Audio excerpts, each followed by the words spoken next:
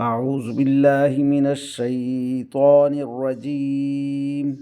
بسم الله الرحمن الرحيم.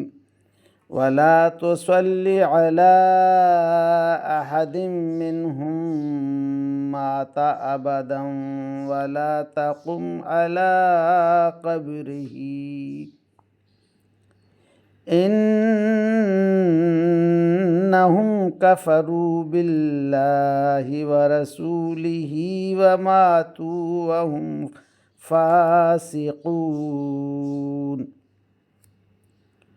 ولا تعجبك أموالهم وأولادهم إنما يريد الله أن يعذبهم بها في الدنيا وتزهق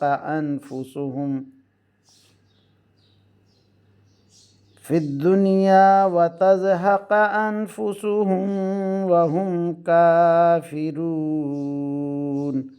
آمنت بالله صدق الله مولانا العظيم وصدق رسوله النبي الكريم ونحن على ذلك من الشاهدين والشاكرين والحمد للہ رب العالمین.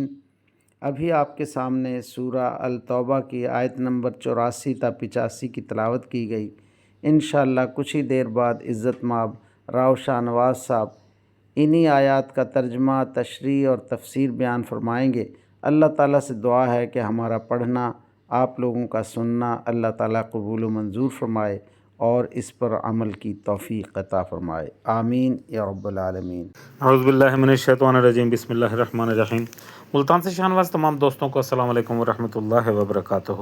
دوستان گرامی، آپ کے سامنے سورہ توبہ کی آیت نمبر 84 اور 85 کی تلاوت کی گئی. اب اسی آیت کریمہ کی آسان تشریح ترجمہ مفتی تقی عثمانی کا لکھا ہوا اور تفسیر ابن کثیر سے حاضر خدمت ہے. اللہ تعالیٰ قرآن پاک میں ارشاد فرما رہا ہے: اور اے پیغمبر صلی اللہ علیہ وسلم، ان منافقین میں سے جو کوئی مر جائے تو تم اس سے کبھی نماز جنازہ مت پڑھانا اور نہ اس کی قبر پر کھڑے ہونا.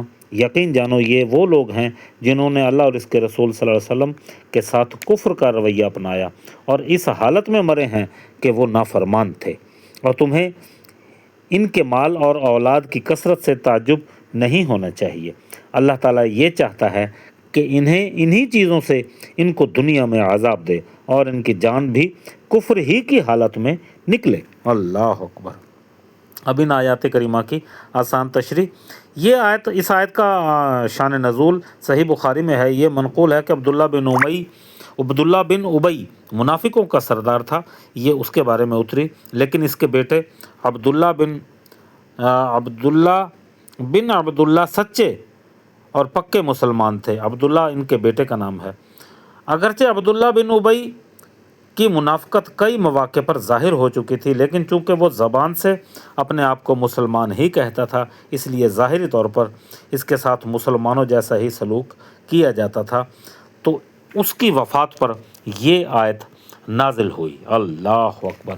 اب ان آیات کریمہ کی تفسیر ابن کثیر سے عنوان ہوتا ہے منافق کا جنازہ پڑھانے کی ممانعت.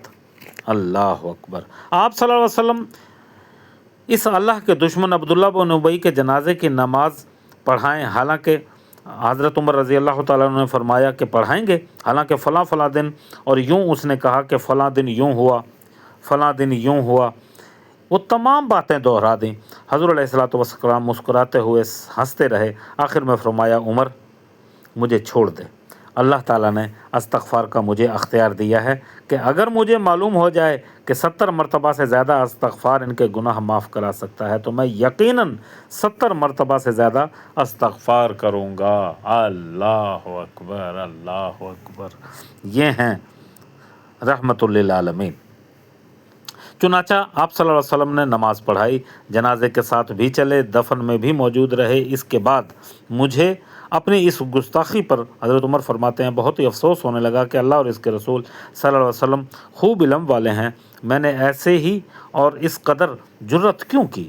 کچھ ہی دیر ہوگی جو یہ دونوں آیتیں نازل ہوئیں۔ اس کے بعد آخر دم تک نہ تو حضور علیہ الصلوۃ والسلام نے کسی منافق کے جنازے کی نماز پڑھی، نہ اس کی قبر پر آ کر دعا کی۔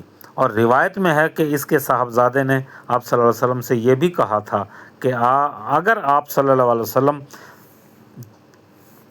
تشریف نہ لائے تو ہمیشہ کے لیے یہ بات ہم پر رہ جائے گی۔ حضور علیہ الصلوۃ والسلام تشریف لائے تو اسے قبر میں اتار دیا۔ آپ صلی اللہ علیہ وسلم نے فرمایا اس سے پہلے مجھے کیوں نہ لائے؟ چنانچہ وہ قبر سے نکالا گیا، اس کے بارے میں سارے جسم پر اس کے جسم پر تھتکار کر دم کیا اور اسے اپنا کرتا پہنایا۔ اور روایت میں ہے کہ وہ خود وصیت کر کے مرا تھا کہ اس کے جنازے کی نماز خود رسول اللہ صلی اللہ علیہ وسلم پڑھائیں۔ اس کے لڑکے نے آ کر حضور علیہ الصلوۃ والسلام کو اس کی آرزو اور اس کی آخری وصیت کی خبر دی۔ یہ بھی کہا تھا کہ اس کی وصیت یہ بھی ہے کہ آپ صلی اللہ علیہ وسلم کے پیراہن میں کفنایا جائے۔ اللہ اکبر۔ آپ صلی اللہ علیہ وسلم اس کے جنازے کی نماز سے پڑھا کر فارغ ہی ہوئے تھے جو حضرت جبرائیل امی آئے اور یہ آیتیں لے کر اترے۔